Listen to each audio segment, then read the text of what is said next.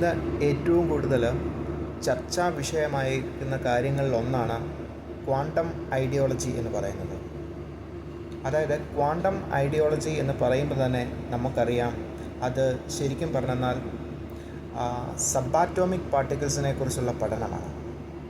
കാരണം atomic level വരെ നമ്മൾ എത്തിയിട്ടുള്ള പല കാര്യങ്ങളിലും അതിൻ്റെ അകത്തെ സബാറ്റോമിക് പാർട്ടിക്കിൾസിനെ കുറിച്ചുള്ള അവിടെ നടക്കുന്ന കാര്യങ്ങളെക്കുറിച്ചുള്ള പഠനങ്ങളാണ്.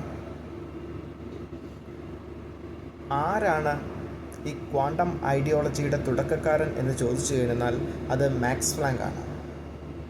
എന്തുകൊണ്ടാണ്, എന്ത് ഇൻവെൻഷനാണ് അല്ലെങ്കിൽ എന്ത് ചിന്തയാണ് മാക്സ് പ്ലാങ്കിനെ ഈ നിയമത്തിലേക്ക് ചലിക്കാനായിട്ട് സാധ്യതയുണ്ടാക്കി കൊടുത്തത് എന്ന് ചോദിച്ചു കഴിഞ്ഞാൽ അദ്ദേഹത്തിന് ഉണ്ടായ ഒരു സംശയമാണ്.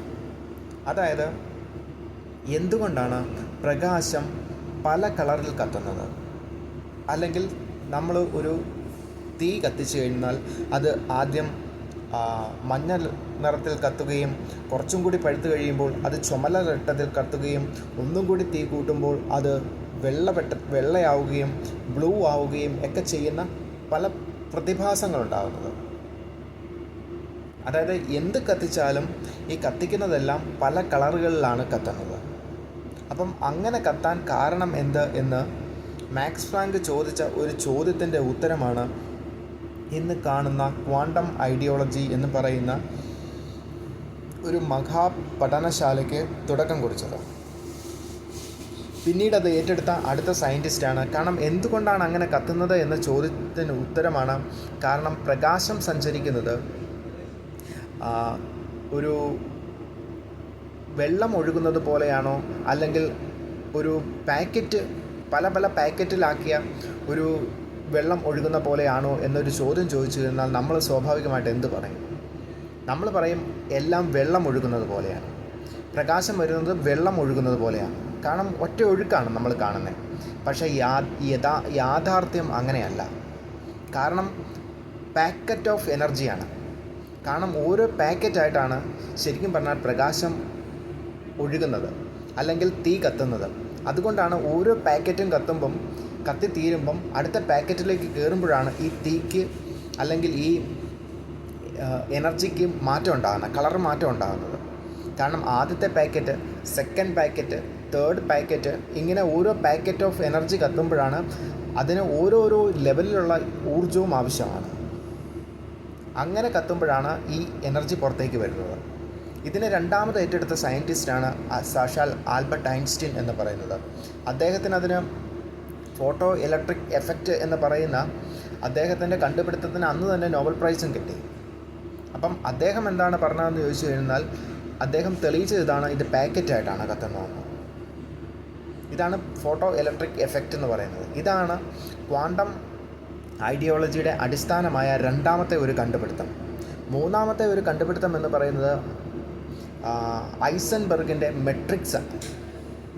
കാരണം ഈ മെട്രിക്സ് എന്ന് പറയുന്നത് എപ്പോഴും നമ്മൾ ഉദ്ദേശിച്ച് കഴിഞ്ഞാൽ നമുക്ക് മനസ്സിലാവും, ഇത് ഈ ക്വാണ്ടം ഐഡിയോളജി എന്ന് പറയുന്നത് ഇല്ല ഒരു പ്രശ്നം എന്തെന്ന് ചോദിച്ചു കഴിഞ്ഞാൽ ഇത് ലോജിക്കിന് നിരക്കാത്ത കാര്യങ്ങളാണ്. ലോജിക്കിന് നിരക്കാത്ത കാര്യങ്ങൾ വരാൻ കാരണം എന്താണെന്ന് ചോദിച്ചു കഴിഞ്ഞാൽ നമ്മൾ ന്യൂട്ടോണിയൻ റൂൾ പഠിച്ചിട്ടുണ്ടെങ്കിൽ നമുക്കൊരു കാര്യം മനസ്സിലാവും, നമുക്ക് ഒരു കാര്യത്തെ ഡിറ്റർമൈൻ ചെയ്യാൻ പറ്റണം. ഡിറ്റർമൈൻ ചെയ്യാൻ പറ്റണമെങ്കിൽ അതിന് എന്തോരം അളവുണ്ട് എന്ന് നമുക്ക് മനസ്സിലാക്കാൻ പറ്റണം. അപ്പം അങ്ങനെ ഒരു അളവിലെടുക്കണമെങ്കിൽ അതിന് ഭാരമുണ്ടാകണം, അതിന് തൂക്കമുണ്ടാകണം, അതിനെ ഒരു അളവിലേക്ക് നമുക്ക് മാറ്റാൻ പറ്റണം.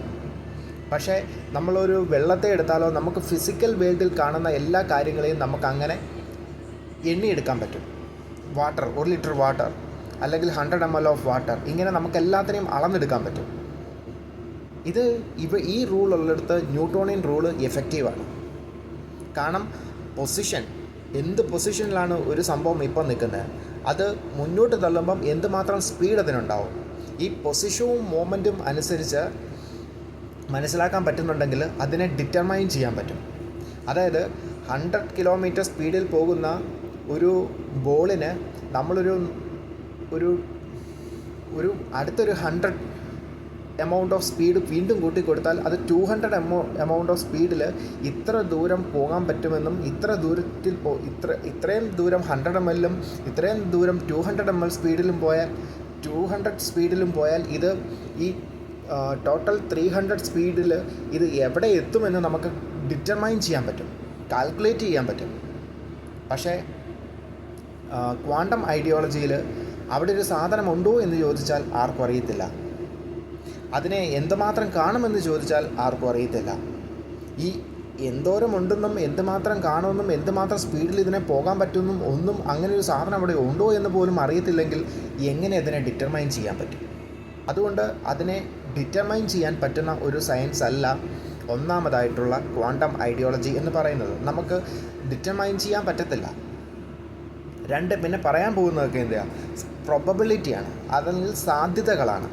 കാരണം അത് അവിടെ ഉണ്ടാകാനുള്ള സാധ്യത എത്ര പെർസെൻറ്റേജ്, അതിനെ മൂവ് ചെയ്യുമ്പം അത് എന്തുമാത്രം പോകാനുള്ള സ്പീഡിൽ പോകാനുള്ള സാധ്യത എന്തോരം, ഇങ്ങനെയുള്ള ഡിറ്റർമിനേഷനുകളല്ല, പ്രോബബിലിറ്റികളാണ് പറയുന്നത്. എന്നാൽ ഇത് വർക്കൗട്ട് ആവുന്നുണ്ടോ എന്ന് ചോദിച്ചാൽ അത് പെർഫെക്റ്റായിട്ട് വർക്കൗട്ട് ആവുന്നുമുണ്ട്. അങ്ങനൊരു സംഭവം നിലവിലുണ്ടോ എന്ന് ചോദിച്ചാൽ ഉണ്ട്. അത് വർക്കൗട്ട് ചെയ്യും. അതിൻ്റെ സയൻസ് അതിന് പ്രവർത്തിക്കാൻ പറ്റും. അതിനറിയാവുന്ന സയൻസ് വെച്ച് അത് വളരെ സുന്ദരമായിട്ട് പോകാനും പറ്റും. ഈ സയൻസാണ് ഇന്ന് ക്വാണ്ടം ഐഡിയോളജി എന്ന് പറഞ്ഞ് അതിനെ നമ്മൾ വിപുലീകരിച്ച് ക്വാണ്ടം കമ്പ്യൂട്ടിങ്ങിലേക്കും ക്വാണ്ടം സയൻസിലേക്കും ക്വാണ്ടം എൻജിനീയറിലേക്കും ഒക്കെ നമ്മൾ മാറ്റിക്കൊണ്ടിരിക്കുന്നത്. ലോജിക്കിന് നിരക്കാത്ത ഉണ്ടോ എന്ന് ഉണ്ട്. എന്നാൽ എങ്ങനെയാണ് തെളിയിക്കാൻ പറ്റുമെന്ന് ചോദിച്ചാൽ തെളിയിക്കാൻ പറ്റത്തുമില്ലാത്ത ഒരു ഇൻവിസിബിൾ വേൾഡാണ്. കാരണം കാഴ്ചയ്ക്ക് കിട്ടുന്നൊരു കാര്യമല്ലത്. ഇലക്ട്രോണുകളുടെയും ന്യൂട്രോണുകളുടെയും പ്രോട്ടോണുകളുടെയും ചലനത്തെക്കുറിച്ച് നമുക്ക് കാണാൻ പറ്റുമെന്ന് ചോദിച്ചാൽ ഒരിക്കലും കാണാൻ പറ്റത്തില്ല. അതുപോലെയാണ് ഫോട്ടോ ഇലക്ട്രോൺ എഫക്റ്റ് എന്ന് പറയുന്ന കാര്യങ്ങളെല്ലാം. അപ്പം അങ്ങനെ കാണാൻ പറ്റാത്ത സംഭവത്തെക്കുറിച്ച് നമ്മൾ നടത്തുന്ന അനുമാനങ്ങളാണ് ഈ ക്വാണ്ടം ഐഡിയോളജിയുടെ അടിസ്ഥാനവും. ഇതാണ് ഇന്ന് ഡെവലപ്പായിരിക്കുന്ന ക്വാണ്ടം കമ്പ്യൂട്ടിംഗ് വരെ എത്തി നിൽക്കുന്ന ഒരു പഠനശാഖയുടെ അടിസ്ഥാനം.